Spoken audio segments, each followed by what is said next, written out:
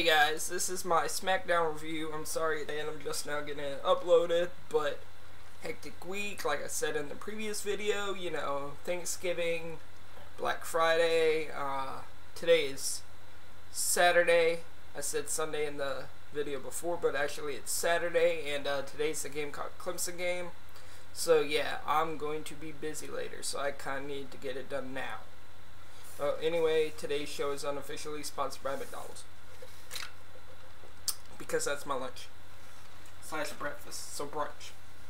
But anyway, Smackdown from Friday, last night. Tonight on Smackdown, Vicky continues the AJ scandal. 369 days and counting for CM Punk. And Ryback overcome the NXT rookies. Will Sheamus get one more chance at the world title? And Orton seeks retribution on Ziggler in a match. Yeah, that was my famous announcer voice, I guess. But anyway, then, you know, Miss TV and Cena. Cena has to sit down on the couch because of his knee. They show the AJ scandal footage from Raw. Miz goes, "Woo! Things are getting hot in here." You know, like the song by Nelly. Then he asks Cena, how was the kiss? Cena gets offended and stands up. Then he asks, how's the knee? Then they show the Ziggler attack footage. Miz says he knows Cena and AJ didn't do it when she was GM, but what about now?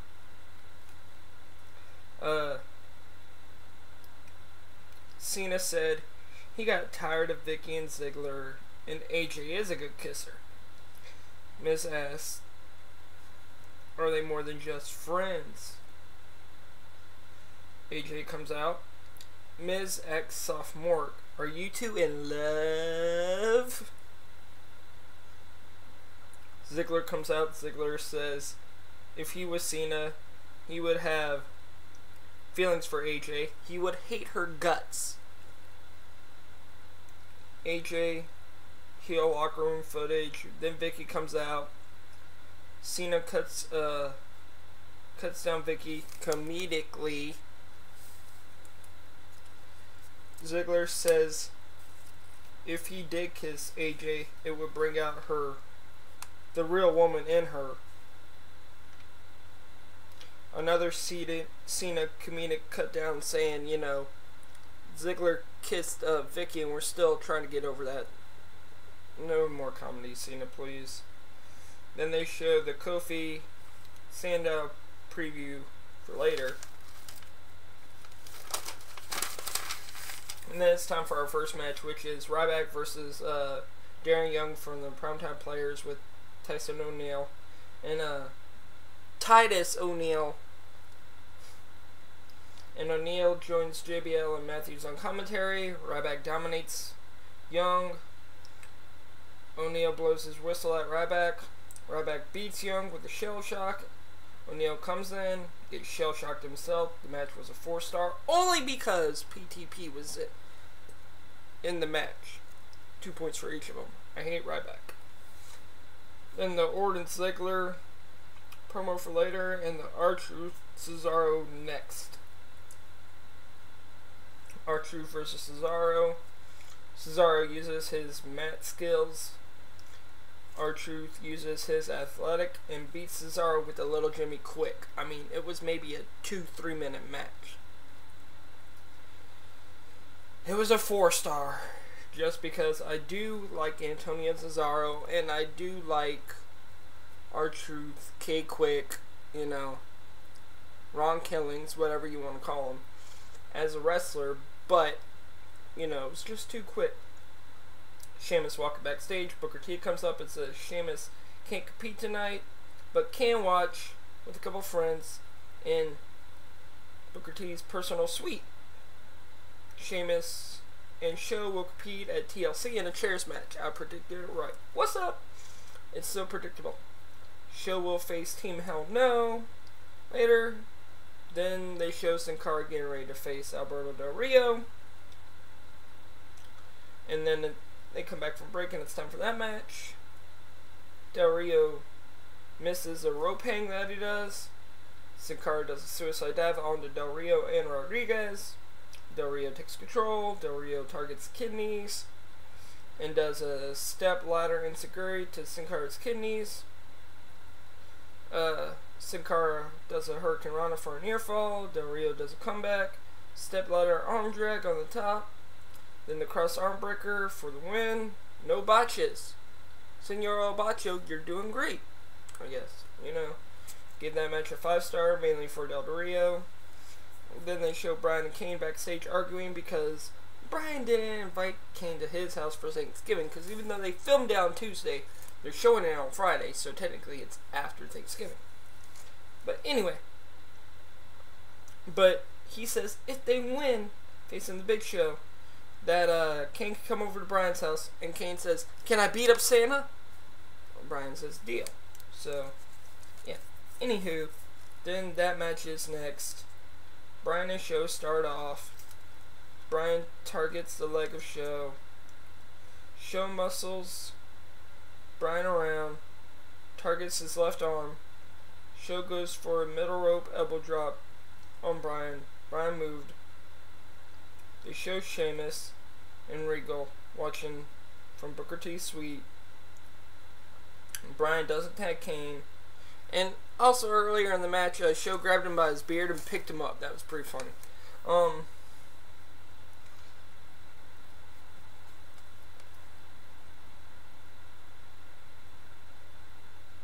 Bryan gets a sleeper hold on Show, but gets slammed. Kane gets the hot tag. They botched the Kane top rope clothesline.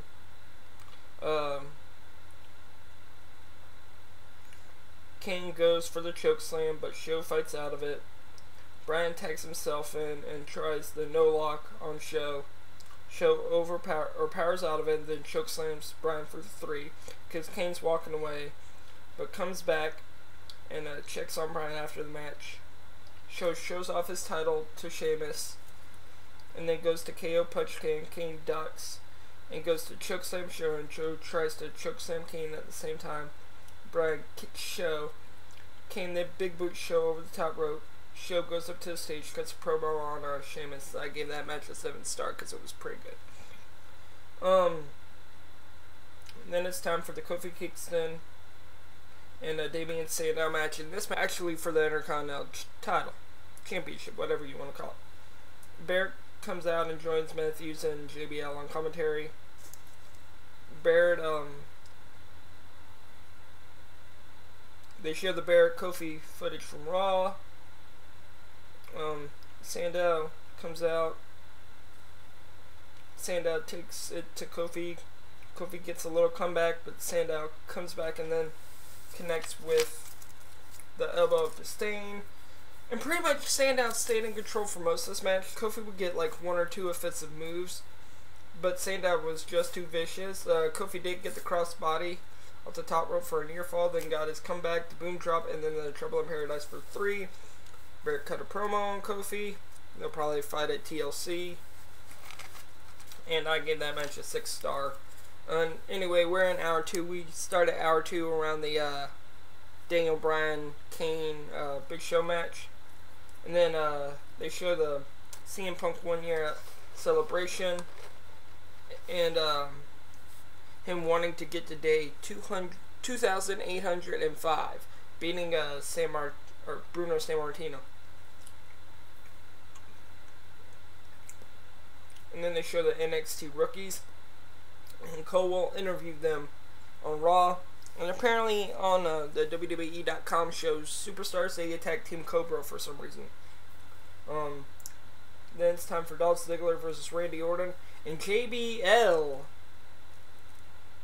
botches. So is that what the B stands for? John Botches Layfield. But anyway, he says Cena is the 10-time WWE champion and the 12-time world champion.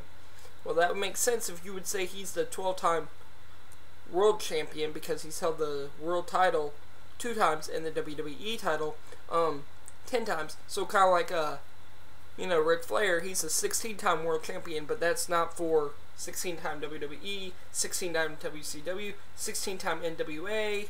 You know, he's held all those titles combined for 16 times. But anyway, Ziggler takes it to Orton. Orton comes back, springing a suplex. He did the suplex from the, or not from the top rope, but using the top rope.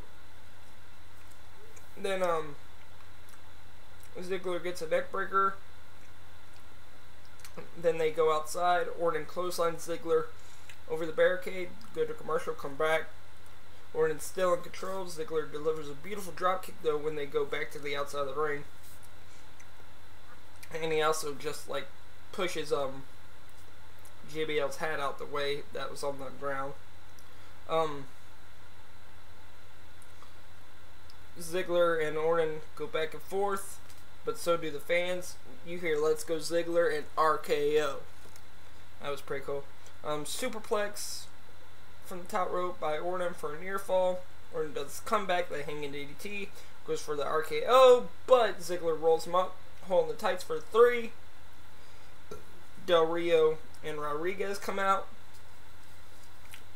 Rodriguez gets RKO'd, stare down between Orton and Del Rio, and up on the stage, there's a, something going on. It's a STF on Ziggler, but he's not tapping, but all the rest are trying to break it up. And that match, or that match, yeah, actually, let me give the match ranking. That match was an 8-star for that whole thing, but the show itself tonight was only a 6-star. You guys could have done a whole lot better, especially it being the week after a pay-per-view. The week before and the week after a pay-per-view should be your highest rating shows. Not just because everybody's going to watch because they didn't get the pay-per-view, or they're not going to get the pay-per-view so they want to see the build-up, but no, because it should be. You should please your fans. But this show disappointed me. Raw was such a good one, but this one was a disappointment. But anyway, let me go edit, upload these, and I will see you guys on Tuesday, I guess, for Monday Night Raw's review. Hopefully, and hopefully Prime Wrestling this week has a show. So remember, love wrestling and hashtag handicap handsome. So just like I said, that one, and goodbye.